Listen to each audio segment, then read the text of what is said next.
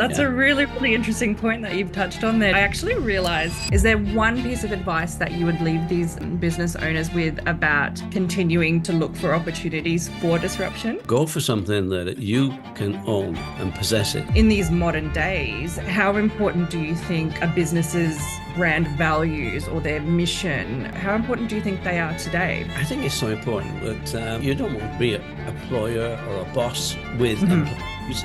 You want to be a team. We learned very early that life is not so simple. Welcome to The Disruptionists, where the status quo has no seat at the table. I'm Jess Singh, and this is your invitation to join the movement of game-changing, boundary-pushing strategies that will take your marketing, branding, and customer journey to the next level. Let's get disruptive. Hello, Joe. It's Jess. It's so great to see you. Hi, Jess. How are you? Oh, really well. Joe, the last time we were together in person, it was actually in the US. And I got a chance to hear a little bit about your story Yeah. around Reebok. And I had to go out and grab myself a copy of your wonderful book, Shoemaker, Hope you're because enjoying I actually spend a lot of time working with entrepreneurs, Joe, and it. I particularly work with entrepreneurs that are out there to try and disrupt their own industries, something that I know that you're very, very much accustomed to. So, are you able to share a little bit more about what it is that maybe made you ahead of your time and maybe forward thinking, even from the early days? Well, I guess in many ways it was challenge. The challenge is that we learned very early that life is not so simple. We set off on a journey. What can go Yeah. wrong? What can go wrong? I think I was 20, 25. I was 23. Well, now 58. I'd be 23. My brother's 25. And it's like, so you're young. We've done national service. So we've Yes. been away. And so we were well disciplined. But you come back and think, well, what can go wrong? We had to leave the family company because the family company was operated by Mm. my father and uncle, and they didn't speak. They just fought. They didn't Yes. speak, and so the company was really going down. And so the main reason for setting up Reebok was we needed a living. We It. needed something to do, and so that's okay. And then you think, well, what can go wrong? And of course, the first thing that goes wrong is we need to change our name. Yes. And, uh, and we ended up with Reebok, which was a better name than Mercury. And 4 years into our business, we had to change our silhouette because Adidas didn't like our two stripes and a T-bar. They didn't like that. And we were only small. Plus, what was the point in fighting? No point. So again, big challenge. We changed our silhouette. So I think that that got us into the mood.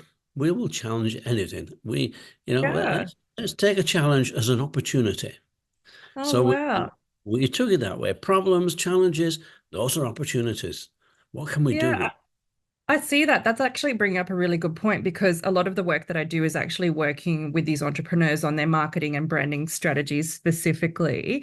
And I think I realized very early on in the first couple of chapters, you actually mentioned something really important, and it was about being able to work for a business owner who actually had a vision, who actually had a mission that they could share with you because when your uncle and your father, it seemed like they'd sort of lost their way, that they weren't so passionate anymore. That's when you sort of lost faith in the vision and wanting to grow the business yourself. So, in these modern days, how important do you think a business's brand values or their mission, how important do you think they are today? Because you talked about it back in the 1950s, and it doesn't seem to me that it's changed all that much. I think employees are still asking their employers to sell them the vision to get behind. So, could you talk a little bit about that and what you think? I think it's so important that you don't want to be an employer or a boss with Mhm. employees. You want to be a team. You have a mission. Your mission is we have a brand, and that's why we got rather emotional in a way when we had to change our name. And the agent I went to see said, we've gone through a lot. And if you're reading the book, we went through a lot before we got to the point, well, bring me 10 names. And I'm thinking, no, no, no, no. We, we have to be in love with this. This, Yes. it's something we have to enjoy. Like we don't want to think it, well, we just called it Reebok and we're doing this. No, this the whole purpose was Reebok. The whole purpose was to build one name, one brand, and it wasn't about Joe Foster. Very few people, yeah, Mm. very few people really even think about Joe Foster these days. But by coincidence, having written the book, I now have to sell myself. But in Yeah, those, no, it's it it's was interesting Reebok. because the name meant so much. Like in the first sort of iteration before Reebok, you were talking about the fact that the name Foster was synonymous with running shoes and innovation as well. So it's interesting. I understand the challenge you would have faced with the rebrand. But was it in the end, do you think it was a real sort of strategic move for you? Like did strategy play a huge role in the evolution of Reebok? Was it something that was part of your DNA from the very moment that you started as a brand, or did strategy become more of a business practice as the sort of brand matured a little bit more? I do think you learn more about the fact that you need visibility, you need Hmm. influence, you need everything. You need to put that name in front of people, and Yes.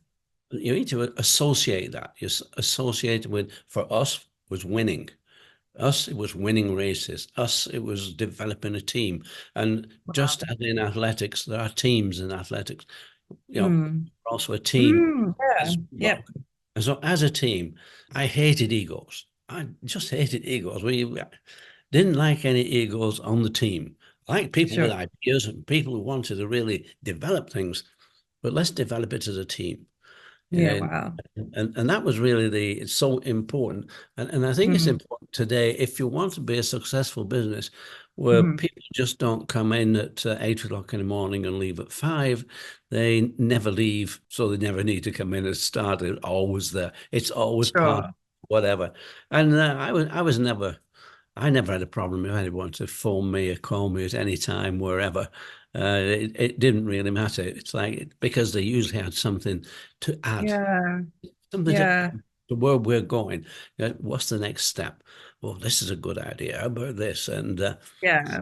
you know, the design of the shoe was so important, and we used to add things to it so that when but we certainly had a visibility. I think, your logo, your silhouette has to be That's something right.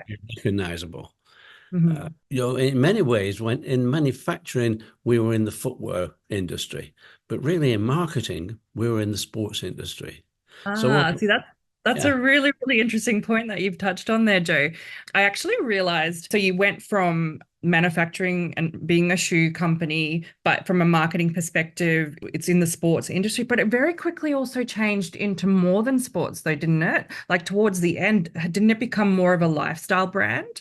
Could you talk to me about what was that a strategic decision as well? Like to go, it's not just about the athletes, because I think around the same time, was it Nike and Adidas were really starting to own the sports side of things. And then you made a bit more of a decision of becoming a lifestyle brand. Can you talk to me about that? Hi, guys. I'm just jumping in quickly to stop you there. I just wanted to remind you if you're a small business owner or you're an entrepreneur and you're looking to gain some clarity or strategies around your marketing branding, the way in which you can work with customers, you can contact me by checking out the information below. I'm here to support you to start making some really positive disruptions to the industry that you work in and for you and your business. Right back to the episode. yes. Well, in order to get volume, you need to become street, which is lifestyle. Mm, So, okay. and to an extent, and partly that was by accident because we really became lifestyle when we pivoted from being a Yes. very small running company, but very performance driven. Yes. We actually pivoted into becoming a woman's company. Oh, yes, that's right. This was the 80s, wasn't it? That's right. And when we did that, that became lifestyle because we gave something to women that they never had before, a sport Mhm. which was just theirs, and a shoe which was just for women. We made Oh, that aerobic shoe on a woman's last in women's sizes just for women. Men couldn't touch it. They couldn't. oh, wow. They soon wanted it because it was nice and soft and all of a sudden, but it wasn't there for men. So in a way, And I think that was a deliberate choice of ours to just keep it to women because we recognized this with women doing aerobics. And it's surprising how much the men looked at it with envy. They Oh wanted that. wow, I would have no idea. I was an 80s baby and I didn't realize what was going on around that It, time. So it, it took about 2 or 3 years before we eventually made a fitness shoe. oh And wow, okay. so whilst everybody recognized the fact that aerobics was really fitness Hmm. more than performance, you didn't really perform. You didn't have opponents, or there was no competitions in aerobics. It was a fitness Yeah, right. thing. So becoming fitness. So we made for men eventually Exafit, which is a fitness shoe that men could wear, and that was made out of soft leather, the same sort of feel. So that Amazing. eventually happened. But in between that time, we'd gone from a $9 million revenue footwear running company, and in Yes. in 4 years it went to $900 million as a Wow. woman's aerobic company. Okay. So Joe, can you tell me then, I mean, to me it sounds like you were starting to become really understanding of your customers and like how was it that you found this opportunity for women, for example? Like what was it? Like was it research? Where did this idea come from? Could you talk to me a little bit more about really understanding your customers and then presenting them with this amazing new product that nobody else had even thought of? Well, the only thing I think that we can claim we did well is that Yes. we look for white space. White Okay. space is okay. What's new? Where can we be? Where can we make a difference?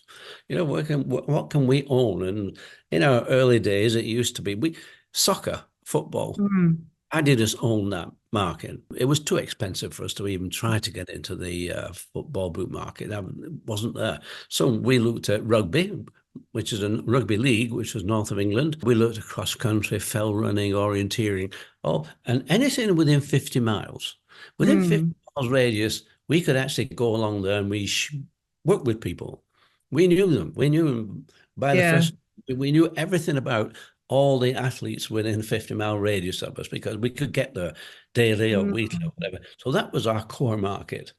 Um, mm, but when we came to aerobics, we'd gone into America and we were growing nicely as a running company because that's what we wanted. We wanted to get to America. That was our policy, and wow, that was a big market for us. But we had a guy, a tech rep, down in Los Angeles, mm. and there was this fitness that was going on for women, which was called aerobics. We didn't know about that. Nobody knew about that. But our tech rep, his wife, Frankie, was coming home from these classes and she was full of it, really full of it. This was it.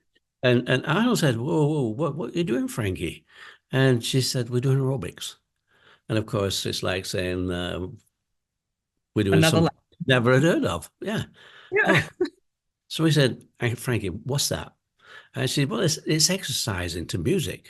And we love Mm, it. So that was it. They loved it. Arnold went down to the next class, saw the instructor in a pair of sneakers, half the class in sneakers, the other half barefoot. wow. Immediately went up to Boston because he's in LA. Went to Boston to see the CEO of America, Paul Feynman, and tried to convince Paul we should be doing something in aerobics. Amazing. Paul was saying, Arnold, slow down, slow down. We're a, we're a running company and we're doing very nicely. Why do we want to make shoes for girls to dance? He wasn't doing very well, so he went round to the back door and he did better with our production man, Steve Liggett. He persuaded Steve to get him Wow. 200 pairs of a shoe. He got those 200 pairs, gave them to the instructors, and it just took off. And then when James Mansfield, Okay. So Jane Fonda bought a pair. oh my gosh, this is the other thing I realized. So this is something that maybe was it your grandfather was doing around picking influencers or getting sponsorships like very early on, maybe ahead of their time, Yes. and maybe you were influenced by that as well. Can you talk to me a little bit about that? Because I think this whole concept of Jane coming in, Jane Yeah, Fonda, Jane had that Fonda. been done? Yeah, had it been done very often before? Well, no, because previous to that, ourselves, but Adidas and Nike were just performance driven. And whilst my grandfather was performance driven, this was Mm, performance driven, but it was also lifestyle. This is what took us from simple performance into lifestyle. And that's why we went, let's say, from 9 million to 900 million in 4 years, wow. because this was lifestyle and the women owned it. Mm. Okay. And so I guess I'd love to understand a little bit about what the competition were like in influencing you and how you sort of strategized the white space for Reebok. So we talk about your Adidas, we talk about Puma. Was there anything from their brands that you took on as inspiration, or was it more that it gave you a clear path to define your own brand and your own space? Could you talk a little bit about the role that competition plays in Well, your business? if you think about it, we were very small. We were known, Mm, we were known a little bit in the running world, but in yeah. general, people didn't know Reebok.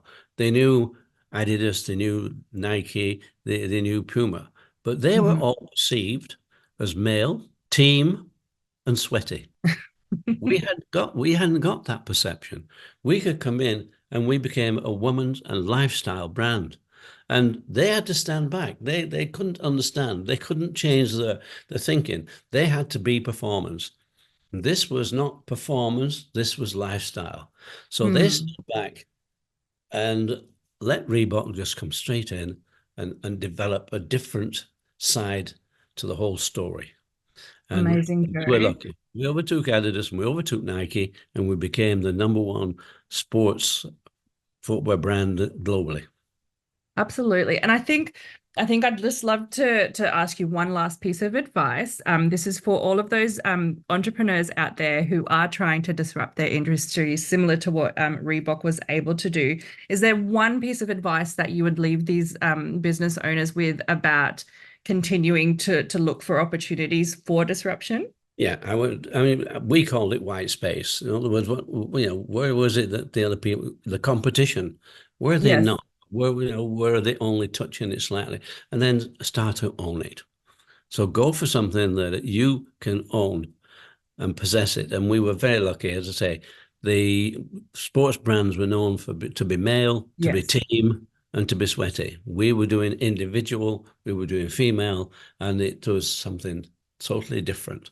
So we got Incredible. very, very lucky. But if you keep on looking for things, you'll find it. I agree, Joe. How wonderful. Thank you so much for your time. This has just been an absolute pleasure. And, I'm going to encourage all of the people that sort of are part of my network to pick up this copy of this book, Shoemaker. It's thoroughly enjoyable. And I've had an absolute pleasure having a chat to you again today. Thank you, Jess. It's been a pleasure talking to you, and good luck with your business. Oh, thank you so much. Take care. Yes, and you. Bye. Thanks for joining me on The Disruptionists. If this episode sparked new ideas or challenged your thinking, I'd love your support with a 5-star review on Apple Podcasts and Spotify. And don't forget to subscribe to your favourite platform to catch every disruptive insight. For more behind-the-scenes content and to connect with like-minded disruptors, follow me at It's Jess Singh across all social platforms. And remember, stay disruptive.